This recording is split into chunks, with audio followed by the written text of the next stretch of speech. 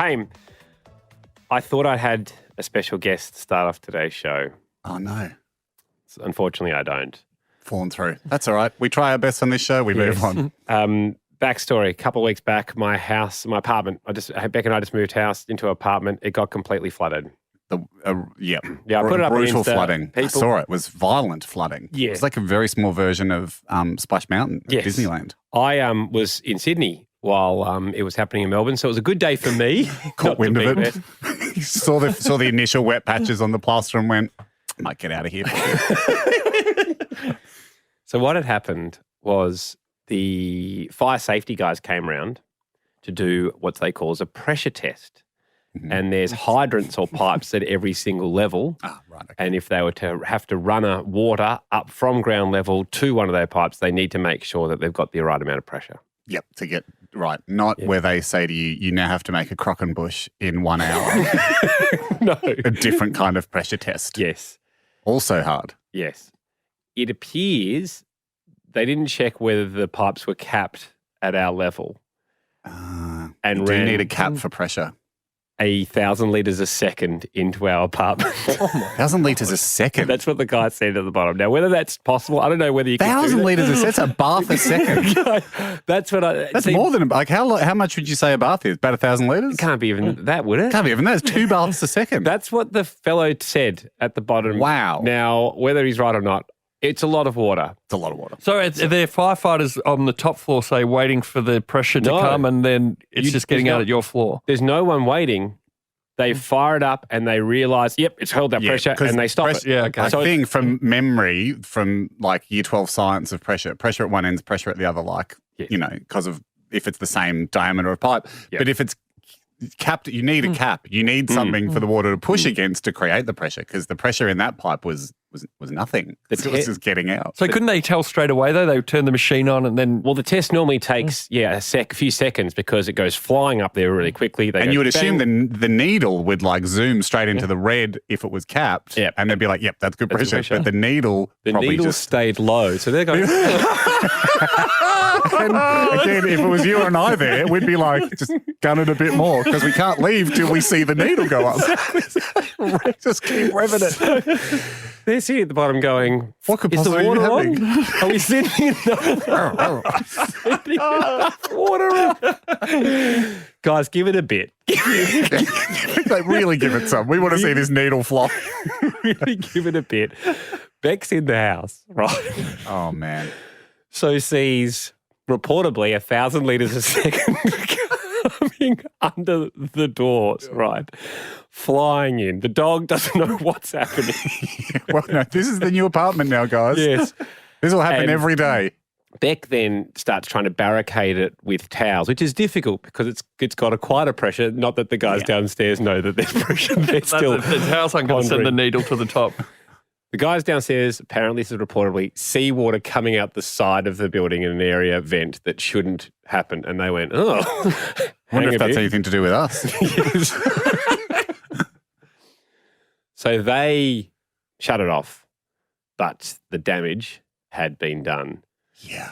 Well, you don't need too many seconds at that volume, do you? No. So Beck's confused, runs to the lift. We're on the 12th floor. Lift's shorted out. Not working. Everything's full of water.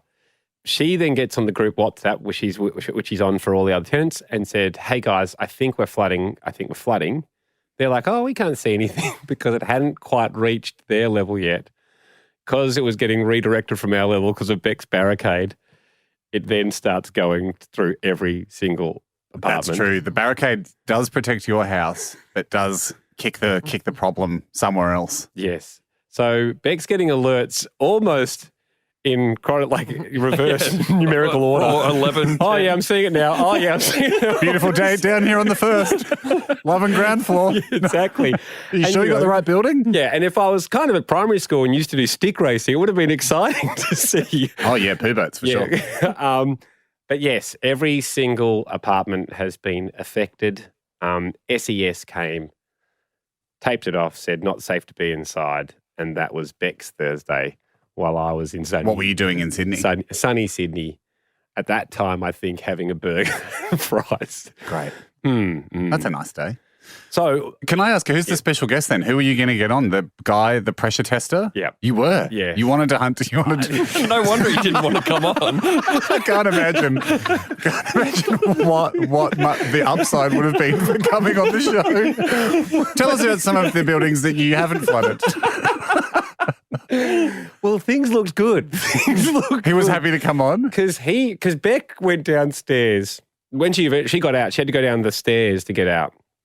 And there was two guys, a bit younger, quite sheepishly at the bottom, having realised what had happened. Oh, my God. And they're like, oh, my gosh, I'm so sorry. And Beck's like, hang on, it's not your fault. Like, because that's the kind of thing Beck says. Yeah, yeah. And the guy, quick as you like, goes, can you tell my manager that? Yeah. Why would your manager say? He said the opposite. Because I'm known as the cap guy. I'm meant to put the cap on. Usually when there's a big flooding situation, have you had this yet? Because we've had this happen to our house too. It seems to be like, not only is it like the disaster of everything getting flooded, but someone always likes to talk about how cheap the part was that could have stopped it all. Like someone said to you, like, and you know what? Those caps are 50 cents. Like, because we had, the little silver flexible, it's like woven steel flexible pipe. It's sometimes behind the toilet. Behind the toilet. Yes. We had one of those was just at too much of an angle, right? Too kinked. And then in the corner, like it just was too much pressure and it started squirting out. Because you can't see it, it was just going like For a while. For weeks and filled up the wall cavity, just like slowly over days, weeks, like fills it up with water until something gives way and then there's like kaboom, like water goes through the house. Every plumber, like every person wanted to tell you, mate, you know how much these are? Yes, I know. I understand it's a very, very cheap part. He goes, crazy thing. And then the next guy would be there, like some insurance person be like, crazy thing about this pipe, guess how much this costs? Yep, no, I know. 80 cents retail. I get it. So it seemed like the young apprentice was keen to come on and talk about what had happened. It was just upper management at this particular company, which I won't name in fairness, has since got onto us and said, we don't find it funny. We're not prepared to laugh about it, and we apologise for all the damage done to each apartment and all their belongings. Seems like a safe stance. Seems like a safe stance. But when you said what are the reasons this person would love to come on, I feel our show embraces mistakes. I mean, it's the reason why Jack's. If you and I were those apprentices, I mean, there would have been a heap of finger pointing at the other guy, but I can absolutely see that being how we would have been on day one. Yeah. Oh, yeah. And we would have given him a hat, token of no value. Like, let's not forget the prize package for coming on the show that you could have got too. So if that person is listening, I would, in future, not next year, we'll be over it by then, but in the next few weeks, if you do want to come on and give us the insight of what was going through your brain when the needle wasn't hitting the red line and you were deciding just to give it a bit more, I'd love to hear that for the horse's mouth. Open invite.